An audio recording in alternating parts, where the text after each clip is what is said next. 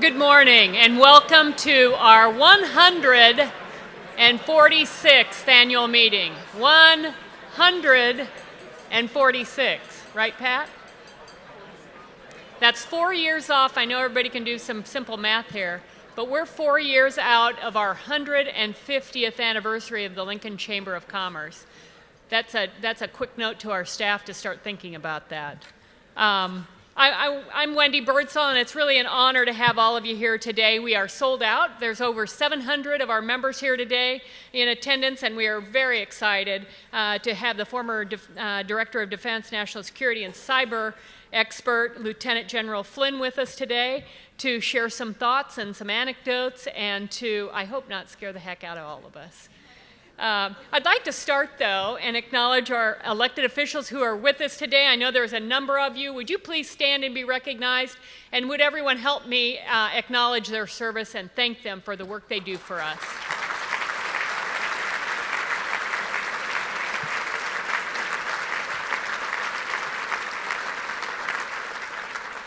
Thank you. I'd also like to call your attention to the banners behind me. These are the trustee members of the Lincoln Chamber of Commerce, and I would like to thank each and every one of them for their investment in the Lincoln Chamber of Commerce and the community of Lincoln. Help me thank them.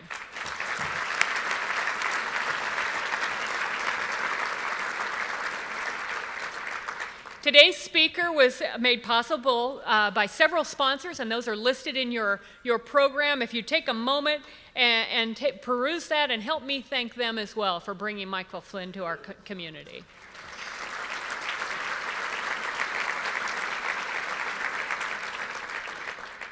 The Lincoln Chamber of Commerce has an outstanding group of business leaders that serve as our board of directors, and I'd like to ask each and every one of them, both past and present, to please stand and be recognized. A lot of standing and sitting.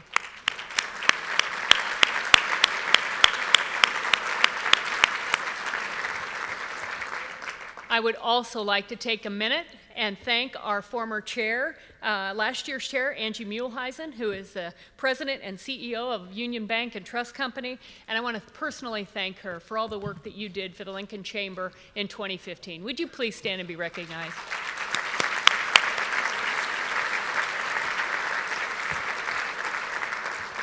That famous video is still circulating around and doing great things for us. What a great time to be in Lincoln, Nebraska. We have some of the best job opportunities here in the nation. Lincoln's unemployment growth is surpassing the rest of the country in nearly every field, including technology, construction, financial services, manufacturing, healthcare, to name a few. If I could go on, and every one of you in this room know the value of those employees that you have in your workplaces that make us what we are today. We do have a record number of employees, or people employed in Lincoln, Nebraska at this time. 192,000 people are currently employed in our capital city. That represents 4,500 more people this year than last, and that's pretty tremendous with a 2.3 unemployment rate.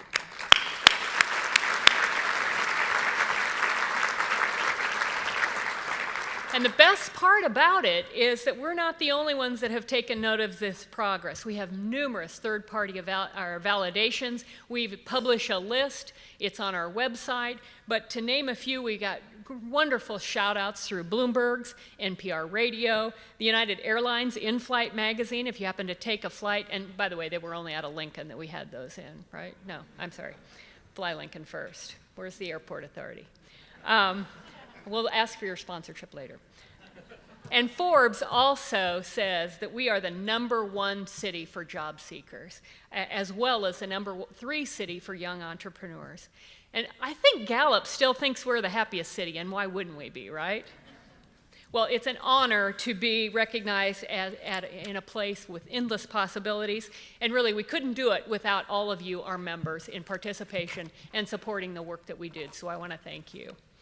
I also think that it's extremely important to continue to build on this tremendous momentum. Angelos Economics' recent visit helped us chart a path to the What's Next chapter of growth for our community. We've been busy at work, working on workforce issues, the needs of local businesses, as well as supporting the startup community. And I'd also, if I direct you to a card that's sitting on your table that will point you to more information regarding our progress. And I'd also like to encourage you to help build pride in Lincoln, and would hope that you would share your pride about Lincoln as well.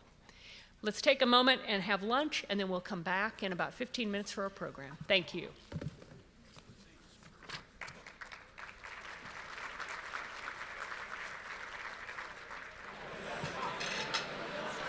Well, I'd like to try and get our program started. I know many of you have just been served and are still eating, so continue, please, to enjoy your lunch. We are very honored today to have our Governor, Pete Ricketts, join us for lunch. Governor Ricketts was sworn in on January 8th of 2015 as Nebraska's 40th governor. Over the course of his first 13 months in office, it is clear to see that his objectives are in regard to economic development, business growth, and which are his top priorities that are shared with us. Personally, I've enjoyed watching and listening to him and through his enthusiasm about what Nebraska is today and what Nebraska can become in the future. Would you please help me recognize the governor of our state, Governor Pete Ricketts.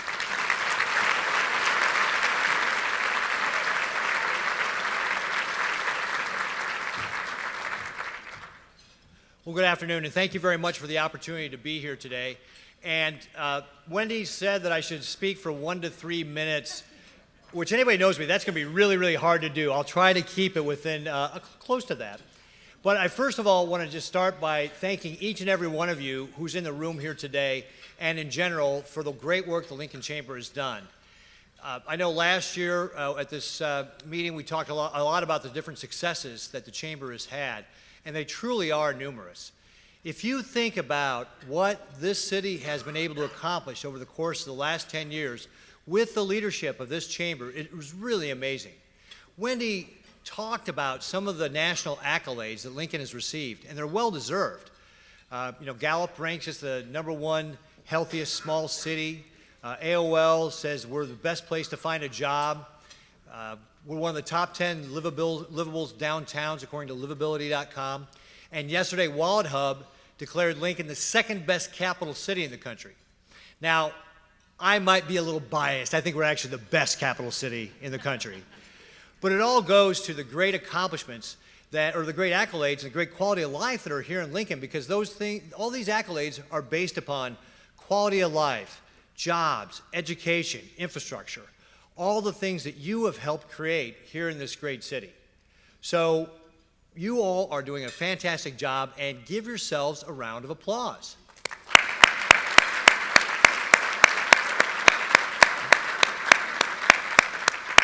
So you notice Wendy standing up here? I think she got a little nervous when I said I'd try to keep to 1 to 3 minutes. She's like, oh, I better be able to pull him out here if he starts talking too long.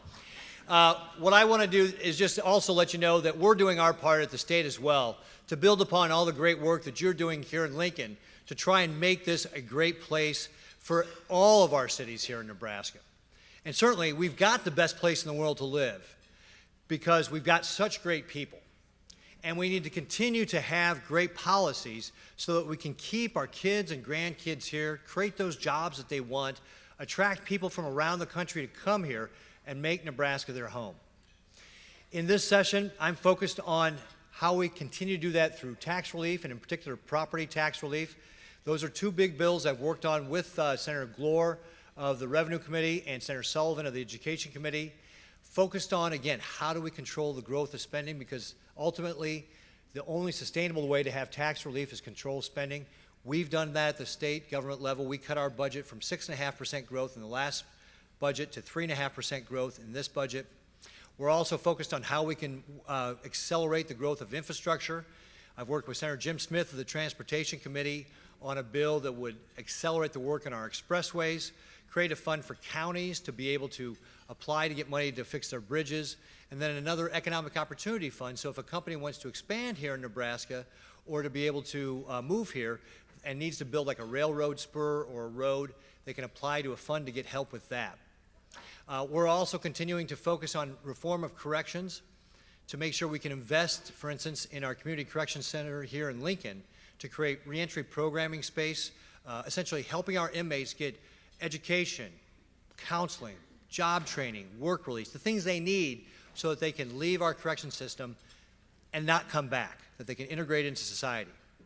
And all of that is really just around how do we make government work more like a business, applying the same practices that you do every day to state government so that we can become more effective, more efficient, that we can treat the people of the state like our customers, because they are.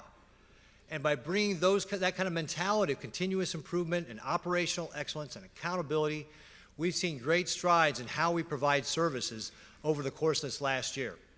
We've taken on hold times, for example, with Access Nebraska, which is how people apply for energy assistance and food stamps. We've taken those on hold times down from 24 minutes down to 5 minutes over the course of the last few months. We've made great strides in our Department of Labor to change our unemployment system into a reemployment system to help people connect with the jobs that we have in the state. Obviously, with low unemployment, we've got to be creative.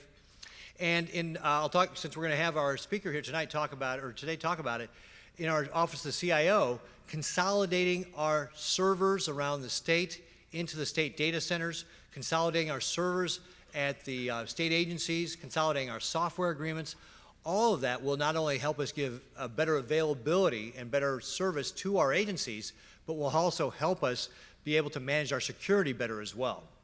So we're doing our part at state government as well. We've got a lot of work left to do, but I'm very pleased with the progress we've made, and we will continue to do that on your behalf to make Nebraska the best place in the world, to grow our companies, to create those jobs, to keep our kids here, and attract people from around the country to come here. So thank you again for the opportunity to be here today. Thank you even more for all of what you do to make that possible, to make Lincoln the best capital city in the country.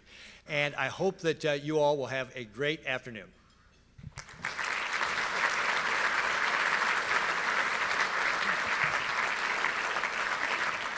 Well, it would be hard not to agree with the governor to think that this is the best city, capital city in America. We all know it's true. Thank you very much, and we appreciate the work you've done for us and the work that you will do to make our state, as well as our city, the best place on earth. The state of the state is in great shape right now and very good today. Also is the state of the city. Lincoln is flourishing in the areas of manufacturing, technology, and startup growth. Mayor Chris Beitler has played a major role in putting Lincoln businesses in a position to succeed. And City Hall has been an incredible partner in growing Lincoln and has positioned our community for success in the future. We are very fortunate to have our mayor with us today. Please help me welcome Mayor Chris Beitler to the podium. Step up on here. Oh, good afternoon, everybody. This is my favorite thing of the year. There's so many people here, all of whom have had their part in moving this city ahead. Governor Ricketts, thank you for joining us today. I want you all to know that one way he's doing his part that's been and will be, I think, tremendously helpful to us all is the transportation bill that they're currently working on in the legislature right now, which would create an infrastructure bank available in certain circumstances in priority order of some sort for funding a significant number of additional road infrastructure projects. So, Governor, we'll be backing you on that, and I hope that comes through the legislative process. Thank you for putting yourself on the line for that. Lieutenant General Flynn, welcome to Lincoln. I hope you have a good experience while you're here in town. I know you will. We're anxious to hear your comments on evolving technology in another part of the society's structure that we worry about very much, security, of course. So we look forward to your remarks. It has been another very exciting year in Lincoln. We've continued to create and emphasize public-private partnerships, the extent of which we've experienced in this city has made us one of the best cities in the nation to do business and to raise a family.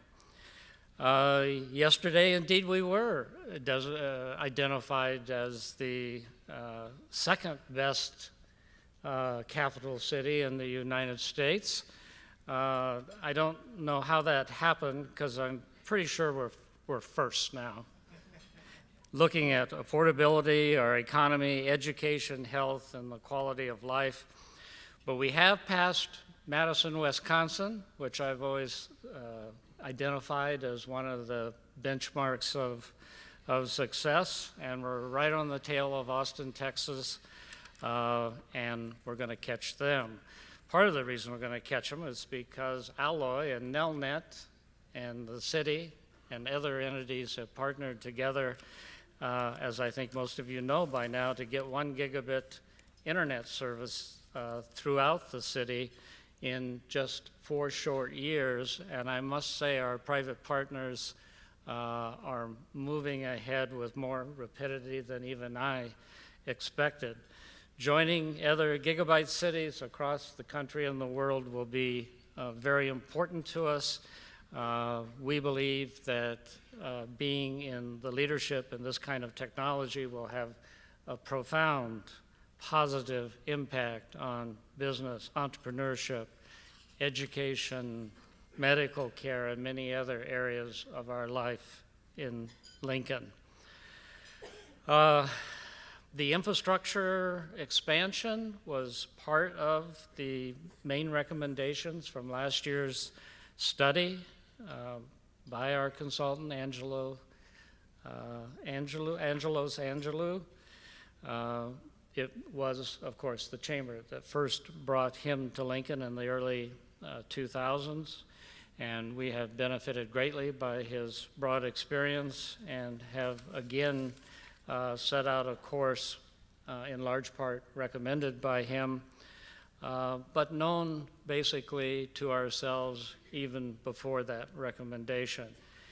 And I hope you all are as excited as I am about what's ahead for the city in 2016 as we continue to move ahead on a large number of large projects. So I thank you all for being here today and for the part that you play in the development and the continuity of positive growth in this great city.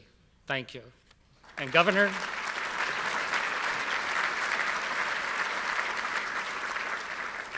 the governor spoke for 5 minutes, so he's good for his word. Thank you, Mayor. It's now my pleasure to introduce to you Terry Hymas, who is our chair of our 2016 Board of Directors. He is the Chief Operating Officer at Nelnet. He has been at the forefront of many recent project announcements, including the fiber to home, which the mayor mentioned, the new code school, and the upcoming telegraph district. And I can tell you, I'm really looking forward to 2016 working with Terry. Help me welcome him.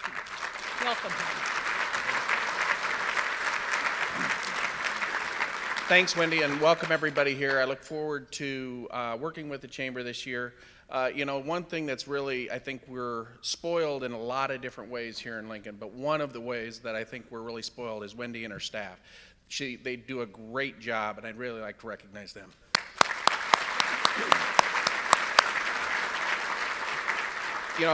The mayor mentioned fiber to the home, and as we do that, that increases the connectivity really of Lincoln and everybody. So whether you're a sole proprietorship, whether you're a large organization, whether you're an individual, or whether you're just somebody who lives here in Lincoln, the connectivity increases really the reliance on technology and the impact of cybersecurity.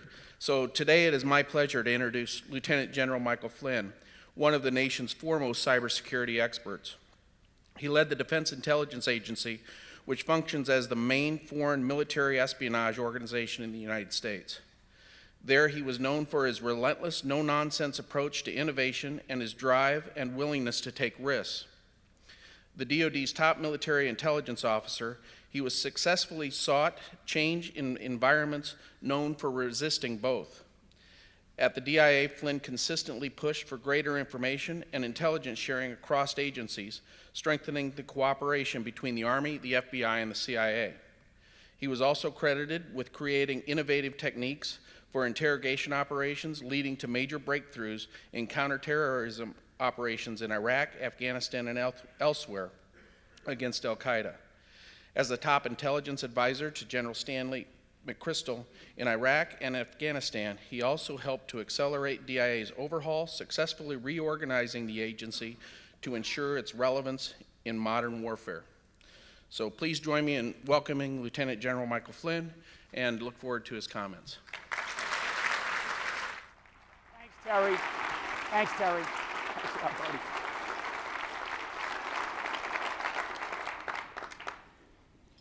Okay, we all said, everybody can kind of wave in the back. You can hear me just fine, right? Okay. It's like having your obituary read when they read stuff like that. This is really, really exciting for me. I have a few things that I'm going to talk to today, just to get your juices flowing a little bit. But you know, when I come into these types of forums, I was telling your governor briefly that I was in Colorado just a week ago talking to the governor and one of the senators there about cyber and about Colorado wanting to create its cyber center of excellence and how they're going to be doing, how they're taking on this effort. In this country, so in the United States of America, we did a study about a year and a half ago, 2 years ago now actually, and the number of jobs that the United States must create in the private sector, in what we call the commercial infrastructure, is approximately 700,000 jobs in the next 10 years. Okay, so that is a study of everything from banking, healthcare, energy, transportation, supply chain management. It doesn't matter.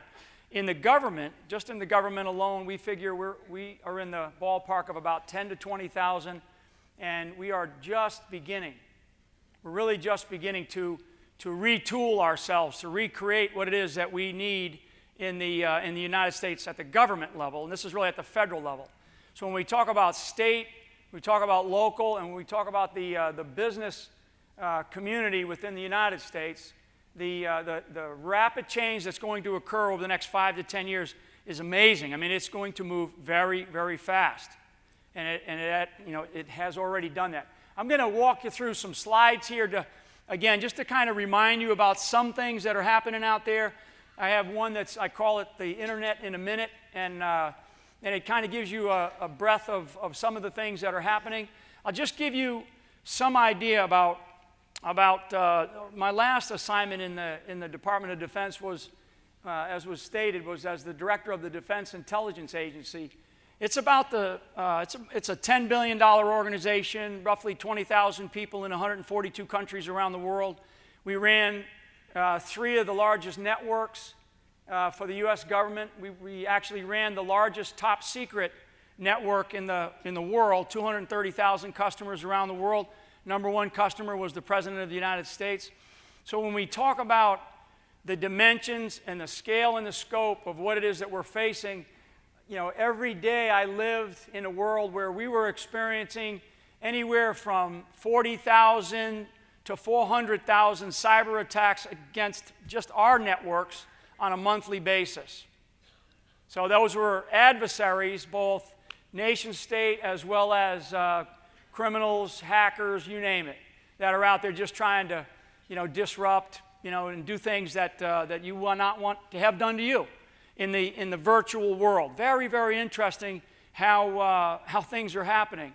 They just recently, to kind of bring it down, they just recently caught a young man. The city of Miami Police Department just caught a young man off of the Miami coast in a vessel that was basically disabled. It had become disabled. His engine had become disabled. He was actually conducting hacking attacks from his vessel offshore, off the city of Miami, against their healthcare and some of the banks. And he was basically ripping some of the banks off. I don't know how many of you know that you've been attacked, but all of you in this room have been attacked. There's actually every second there's an ungodly amount of people that get attacked every day. I'll give you my personal example just the other day, because it's happened to me a couple of times, and I am a what we call in the federal government, I'm a high-value target because of my background. But just the other day, I had from one of my credit cards, 4 withdrawals, so 2 days ago, 4 withdrawals, all the exact same amount of money. They all occurred in New York City. I was in Florida at a high school, helping out some high school kids on Monday when this happened. So 4 withdrawals, and the total amount came to about $2,000. Each withdrawal was the exact same amount, and they were done from separate banks, 2 different banks. So, now my insurance company, my credit card company is going to pay that bill. They're going to pay that bill. So, it was somewhere around $1,650 total. So I give you that example. This just happened to me the other day. It's happened to me before. Places in Africa have used my credit cards when I'm traveling around the world. So that means somebody at a hotel where I used it might have taken it, for whatever reason. It's criminal activity. Last year, the total amount of cost for cyber something globally was $3 trillion. So there's some banks represented in here. Our top 5 banks in the United States, last year in cyber money laundering, so money laundering through cyber, $6.5 billion. Top 5 banks in this country. That doesn't, those aren't private banks. Those are really the sort of the big name banks that we have. $6.5 billion in cyber attacks through via money laundering. So the costs are just extraordinary. It's unbelievable what it does, in fact, cost our country. And when I talk about jobs, and Wendy and I were talking about some things here, and again, I want to make sure that you all have an amazing opportunity here. When I look around, I've been around the country quite a bit in this aspect, and even before I got out of the service, in one of my roles, I was the head of partner engagement for law enforcement, and both federal, state, local, and tribal, as well as international. And we used to try to connect organizations, bring partners in, all those kinds of things that you normally do. And I will tell you that I've looked at places like Shreveport, Bossier City in Louisiana, the Raleigh-Durham Triangle area, San Diego, which has a huge investment. The city of San Diego is making huge investments in trying to figure out how to become a cyber city. What's called the 128, Route 128 between Boston, Hartford, and Providence, Rhode Island, in that sector up there. They're struggling a little bit with tax bases and things like that. So how do you get into this? And one of the things that I have looked very hard at are high school graduations and graduation rates around the country. We do some work overseas for strong U.S. partners overseas, Middle East, Asia, and we do that purposely to continue to build those relationships, as well as to bring some of the various markets that we do here in this country overseas, and vice versa. And one of the things with high school students, the funny thing is about 20 to 30% of high schools, and that's, it's a very general number, but about 20 to 30% of high school students don't go on to do anything. They find themselves wandering, no jobs, they don't go to college, they don't go to a junior college, they don't go in the military. That's a significant number. And I will tell you that the world of cyber, the certifications that are required don't require a college degree. And so I'm not somebody that's going to stand up here and tell you that it's not important to go to college. I always tell kids, if you can go to college, go to college. If you're in college and you can stay for a master's degree, get your education. Get your education. I'm one of these people that's a lifelong learner, but get your education. But you have an opportunity here. And what you need to be thinking about is, how do you leverage the high school students that are coming out of these great high schools that you have here, because I'm sure that they're great. You have whatever, the number was 7 or 8 high schools, and then you got a couple of private schools. Find that group of students that either are going to, not matriculate into a junior college or into regular college, not go into a service, not have some other thing to go do, and try to figure out a way to certify them either as an ethical hacker. Every single company that's represented, at least up here, if you don't know what an ethical hacker is, Google it. If you don't know what somebody who is certified in security procedures for cyber, what's called CISSP, Google it. These are certifications that you could actually get done in high school in vocational training. Some of these kids that I know, and we were talking about using veterans somehow, But some of these kids that are going into these jobs, they're making anywhere from $50,000 to $100,000 a year. All they got is a high school degree and they've been certified because companies need them. Companies need them. And so in order to get that kind of talent, you got to figure out how do you attract that kind of talent. And how do you do it? You may want to think about offering up some type of training programs or whatever. However you do that, and I'll continue to stay engaged with you all. So I'm going to just talk a little bit about this because this is really relevant today with Tim Cook, who's the, of course, CEO for Apple, and what's happening with the FBI. I won't get into any questions on that, but I will certainly address it a little bit because I personally believe if I'm a big believer in what's called the rule of law in this country. The rule of law, is probably the biggest strategic advantage that the United States has over every other country in the world. And if you get a court order to give up some information, particularly, stuff that's in a phone, like a wiretap, which it used to be, now it's something different because of the type of cryptography that we have. So, they've been given a writ by the court, and they're refusing to basically follow that, which is really interesting. So what's the difference between these three? Privacy is basically mind your own business, right?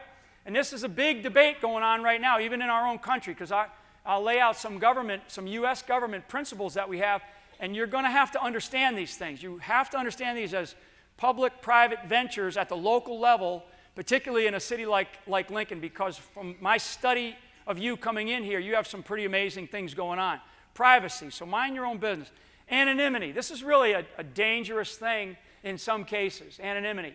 It's very difficult. One of the things that our FBI spends an awful lot of time finding are these people that are out there in an anonymous way trying to hack into different things. So, attributing who's doing what when somebody's being anonymous and they're jumping from one Twitter account to another Twitter account, or they have multiple Facebook accounts, or they pretend that they're you.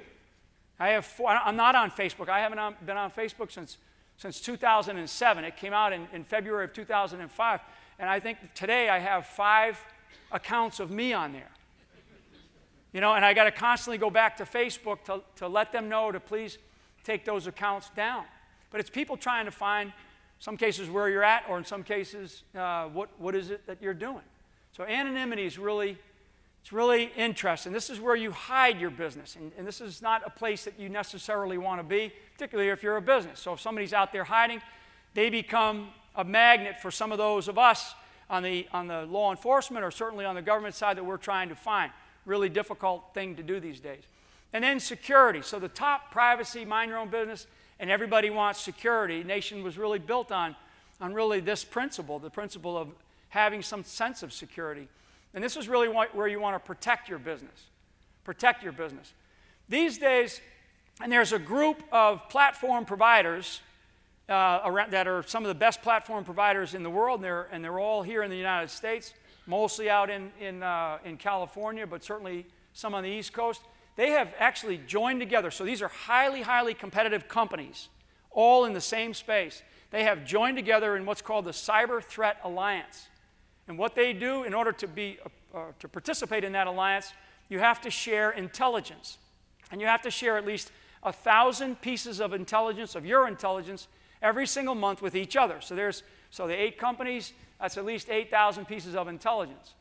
That's a big deal. So those of you that are even understand that in the world of networks and cyber platforms and cyber protection, intelligence is a big, big issue these days. It's a huge issue. In fact, there's some thought in the business community to change from the CIO to some type of chief intelligence officer versus more of a technical person, but somebody who understands really information, big data, data analytics, and things like that because of the volume of information that we're having in the world of cyber. So it's a little bit busy, and I'll leave it up here for a minute, but these are just some things that are going to happen by 2020. And this is really talking about the globe. But when you talk about, and I'll just give you an example. So in 1950, there were roughly 70 cities on the planet that had 1 million or more people. 1950. Actually, the number was 72. In 1950, why 1950? Because post-World War II, we actually did a global census. The next global census taken was in 2010, so 5 years ago, 6 years ago now. So 2010. So 1950, 72 cities with 1 million or more. In 2010, there were 446 cities with 1 million or more people. So that just talks to the explosion of people. And then in 2005, like I just mentioned, February of 2005, something called Facebook came along. We've had the internet. The internet did come out of the Department of Defense a long time ago, you know, in the evolution of what it was. But we've really had this amazing explosion of technology really since the middle of the last decade. And I will tell you, folks, by the next 5 years and certainly over the next 10 years, it will be exponential, absolutely exponential. Now, one of the things that's happening, and on this, you know, on the bottom of that, it says the network, you know, plus hackers, plus these extremists, and I'll show you something that's fascinating here in a second. You know, these are emerging as weapon systems. And these hackers, and there are thousands and thousands of them. You know, you've maybe read about the group called Anonymous, and what do they do, and how do they do it. These are virtual groups of transnational organized criminal elements that are out there. And they're ripping us off blind. They're ripping us off blind. So it's really important that we understand not only, you know, the negatives that are happening, but also what are you doing about it? What are you doing about it? And one of the things that I studied as a military guy was I studied castle warfare, because I liked it. And castle warfare is interesting because it has a lot to do with cyber. It has a lot to do with cyber. So in the past, you know, the kings would build a castle, right? And they put up the walls, right? And the walls would go up, and then inside of the castle there was something called a keep. That's where the jewels would be kept, or if the castle was in fact penetrated, the king and his royal court would go down into the keep, and they would typically have some means to get out of there. Well, you know, over the history of castle warfare, they would build bigger walls. They would put moats out, right? They'd put a moat out. And they would build all kinds of stuff on top. Well, when you think about, you know, cyber protection, what we're trying to do is we're trying to build firewalls, right? We're trying to keep things out. But as time evolved and as history evolved, you needed to do commerce. You needed to have commercial activities between nations, between England and France, you know, etc. And so you had to come out of those walls at times, and you had to operate outside of those castle walls that are today, when you think about your banking system, you think about your insurance or energy or whatever it is that you're doing. All of those things you're trying to protect, you're blocking and tackling all the time. When actually the two biggest threats today, number one threat is an insider. And the subset of those insiders are people who are witting, meaning they know what they're doing, or people who are unwitting, meaning they don't know what they're doing, but they have been targeted because they've demonstrated some type of weakness, and they've been targeted by a very professional hacker. Okay? That's where training, understanding policy, you know, I don't care how big the walls are that you put up, I don't care how good your technology is, it can be penetrated. So that means that the people, the most important thing that we have are our people wherever it is. So those people have to be taken care of, and they have to understand what's happening, and you have to be able to take some risk with them, and you have to be able to train them. The second threat are vendors. So I can give you the last, you know, 5 or 6 major attacks that we've had in this country. They typically don't go right to the headquarters. My headquarters was very, very well protected. I mean, we were in terms of a cyber attack. I used to go into my operations center every day and get an update on what were we experiencing, what was happening, where was it coming from. It's the vendors, because we had vendors that worked with us in government. We had, you know, I'm running a 142 country. We had logistics everywhere, and so vendors. So if I'm a hacker or I'm a nation-state threat, I will come in at the weakest point. So I'll come in at the weakest point, and I will find a vendor who doesn't meet a particular criteria that you should have set. So for the insurance industry, as an example, and I've talked to different insurance companies about this, when you set criteria for what you're going to provide for insurance, as an example, So so you give to, let's just take, Tabitha, and I'm just picking the first one I see up here. So you get whatever your insurance company is, says, okay, Tabitha. Now, Tabitha's going to have other vendors coming in to work with Tabitha. You're going to have subcontractors, you're going to have others who just do everything from doing your plumbing to bringing in your supplies, whatever. Could be your food service people. It could be your food service people if you're large enough to have a cafeteria in your business. Okay? Does that food service representative meet the same criteria that you as a company have to meet? So if I'm an insurance company, that's what I'm telling them. I'm saying that those vendors have to meet that same criteria, because if I want what Tabitha has, if Tabitha has intellectual property that I want to steal, they have blueprints, if they have whatever, if they make something really amazing and I want to steal it, which I will, I won't go to I'm not going to go attack the CIO's desk or desktop. I'm going to go find the weakest link, and typically it's a vendor, unless I find an insider who I can either pay, okay, that's winning, or I find a real weak link in somebody who gets on the internet periodically in their desktop or their laptop at work, and they're doing things that they shouldn't be doing on their computer at work. I mean, this is, like I said, this is a $3 trillion cost last year globally. In this country, we are hovering somewhere around $500 billion in this country, and that's an unbelievable amount. So, okay. I brought this in because this is really interesting, and this is because I'm very tuned in, and I do a lot of help with our government on the Islamic State.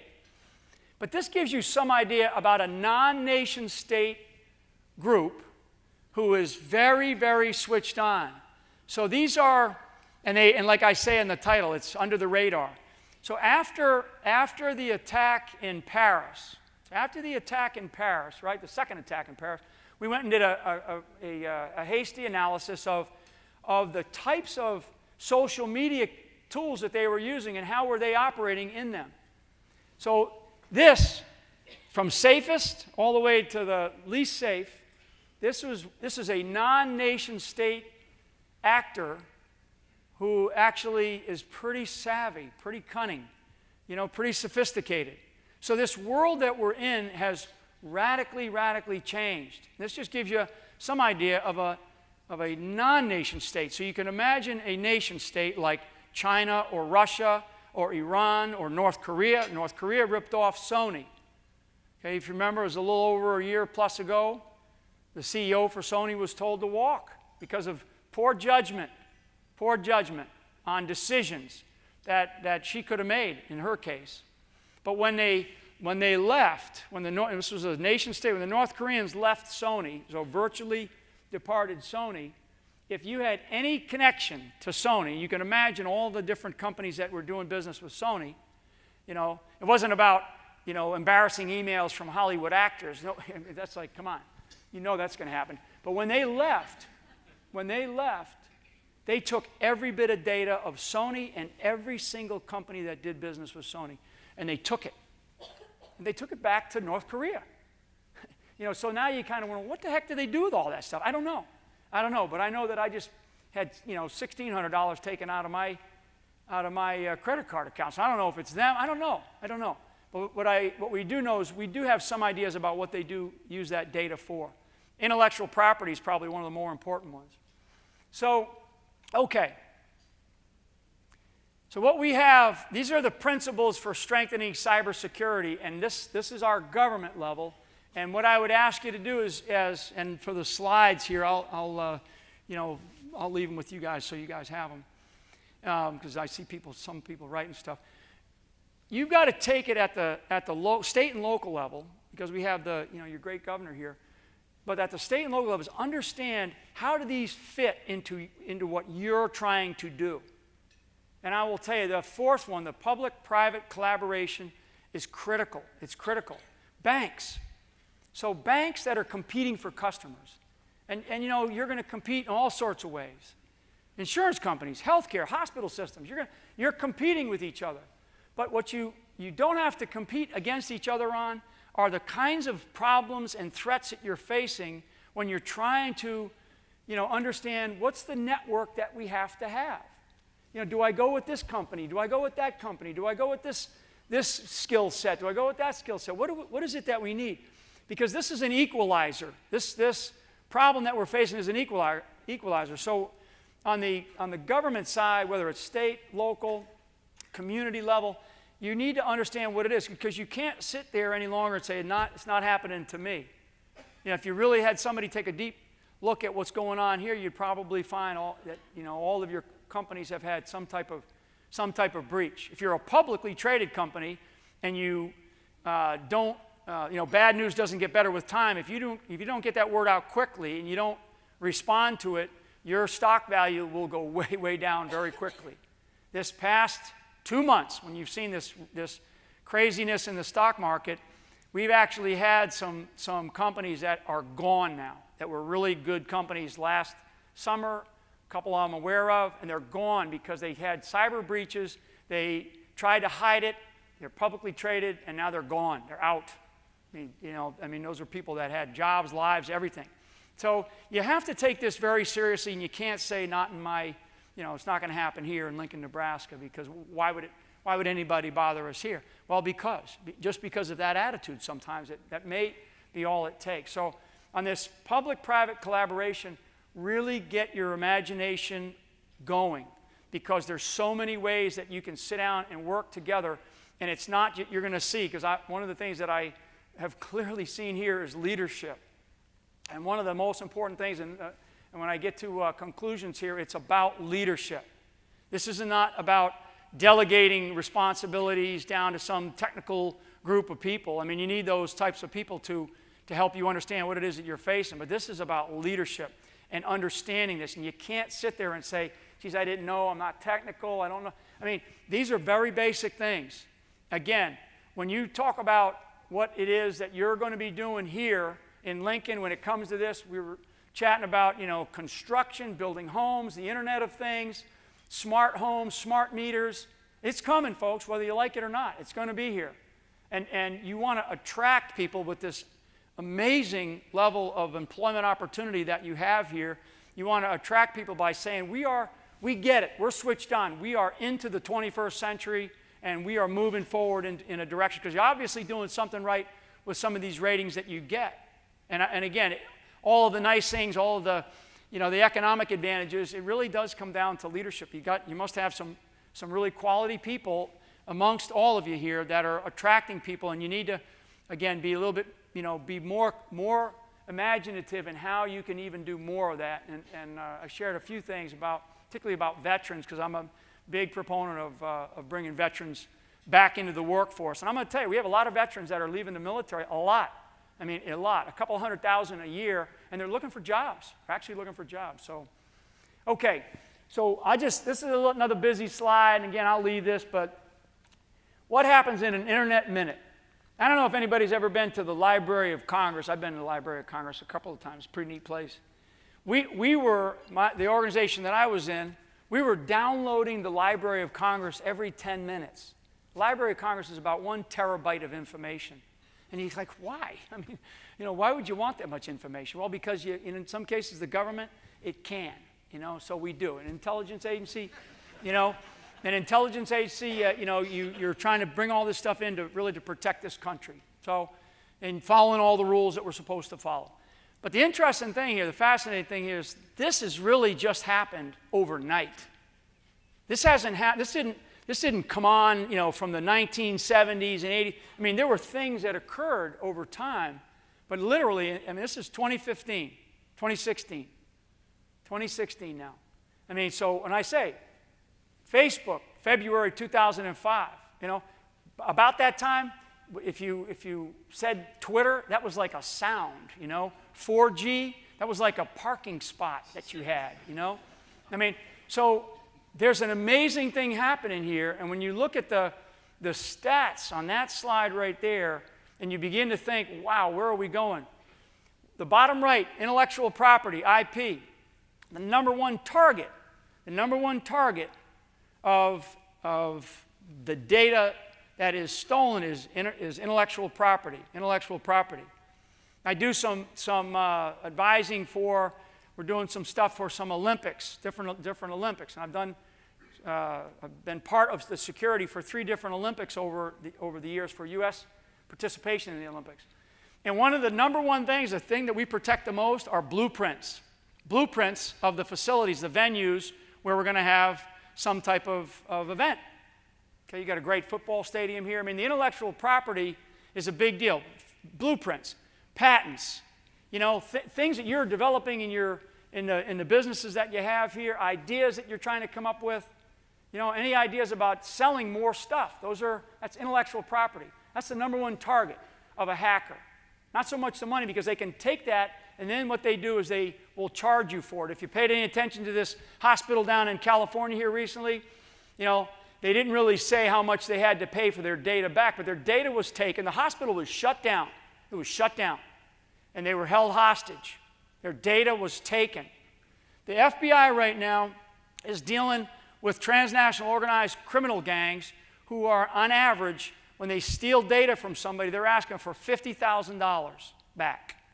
Okay, and they do it through this payment of Bitcoin. And so it's just an amazing change and shift that's going on, and we have to really be paying very close attention to it. And again, intellectual property, ideas, that's the number one target. So I'm going to do this quickly because of time. This is a test. This is a test, true or false, and I'm not going to ask you to raise your hands, but a supermarket can legally sell your purchasing behavior to other companies. I mean, think about this. Legally sell your purchasing behavior to other companies. A supermarket. So I don't know what your supermarket chains are here, Publix or whatever, Stop and Shop. Okay? Yeah. So the answer is true. They can legally sell it. Is that privacy, security? I mean, geez, they can do it without having to ask you. Does it make any difference? I don't know. You tell me. But there's a couple others that'll come up here.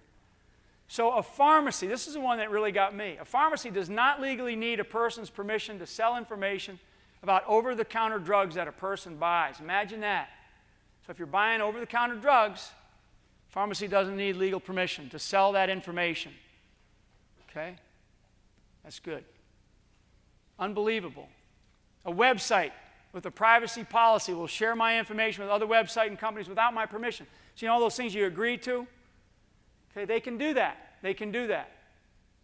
It's legal for an online store to change different people, to charge different prices at different times during the same day. It's true. So if you're buying something from, whatever, some travel agency, and then price comparison sites like Expedia, Orbitz, legally required to post the lowest travel prices. No, they're not. I mean, so again, understanding what data is important, what's happening to it, what to do about it, and this is for your businesses, for you as a local city, as a part of our critical infrastructure, really important part of our critical infrastructure, because there is clearly something happening here. And then the last thing before I just hit a final slide here, decision making in the 21st century has changed dramatically. And so it's not just about having a social media site for your company or your school or wherever. It's about understanding how do you make decisions in an era now where speed really does matter. Because in the past you had news cycles, you had intel cycles, you had bureaucracies that got in the way. And what happens is that the speed of the information, the ability to get the information out to basically clients, customers, or in our case at the federal level, to other nations around the world. It beats you. The cycle beats you. There's so much going on in that world. And so this all has to do with the world of cyber and the world that we are in today. And bridging that gap between speed of information and the decision-making process is huge. So I'll just put these up. And like I said, leadership involvement is vital. And leadership involvement is vital from the top to the bottom. And I will tell you, it's a real honor to be here today. With the governor, and local leaders. It's amazing. This really is very telling. And I really applaud what it is that you're about. I put a few other items up here. This idea about intelligence is a bigger deal these days. It used to just be about information that you had, information needs. But, the idea about intelligence has really, really dramatically changed, and how you use it now, it used to be business intelligence, commercial intelligence.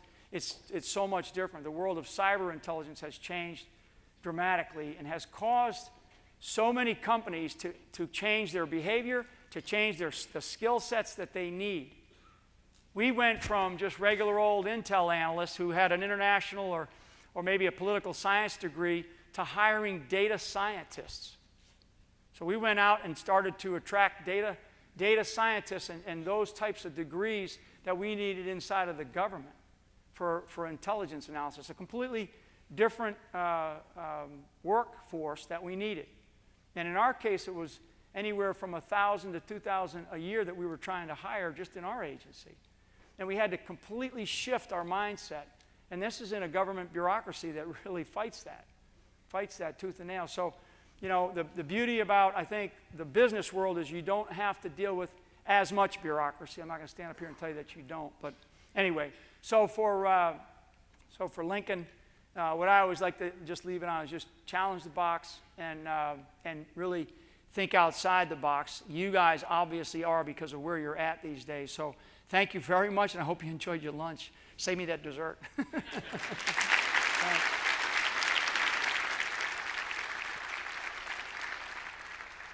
Thanks, Wendy.